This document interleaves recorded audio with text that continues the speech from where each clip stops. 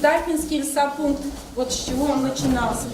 Урманчы Наиля Сафиуллина укучыларның Нурлат урманчылыгы оешканнан алып, аның бүгенге көнгә хәтле тарихы белән таныштыра. Ә музейда экспонатлар төрлелеге һәм үзенчәлекле булуы белән кызыклы. Аларны башка музейларда күреп булмый. Нәкъ монда гына элек урманчылыкта кулланыла торган эш кораллары, урманчылар династияләре белән танышырга, сирәк очрый торган бижәкләрне, урман җәнлекләренең карашкыларын, күп төрле экспонатларны күрергә мөмкин. Шуңа укучыларның кызыксынулары көчле.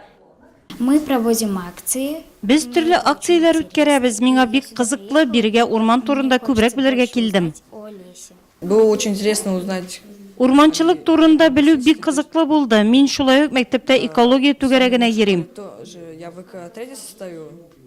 Урман белән кызыксынучы укучылар арасында Александра Яковлева да бар. Ул табигатьне яратуын һәм аны сакларга кирәклеген эше белән раслаган.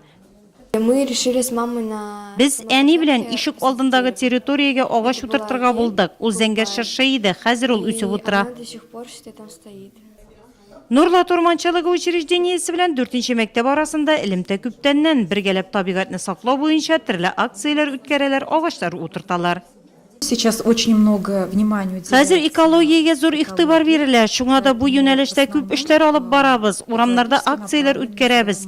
Халык арасында сөйләшүләр уздырабыз. Балалардан кичкенәдән табигатьне сакларга һәм якларга өйрәтәбез. сохранять нашу природу, беречь природу. Безнең укытучыларның түгәрәкләрнең максаты укучыларда экология мәдәниятын тәрбияләү. Үткән ел без мәктәп ишек алдында укучылар һәм аларның әти-әниләре белән берлектә зәңгәр шыршылар утырттык. Урманны ничек сакларга һәм якларга кирәклеген шәһәрнең 4нче мәктәбе экология түгәрәгенә йөрүчеләр яхшы белә. Урман музеенда үткән дәрес алар өчен файдалы һәм нәтиҗәле. Күз белән күргәч, күңелдә дә озак саклана.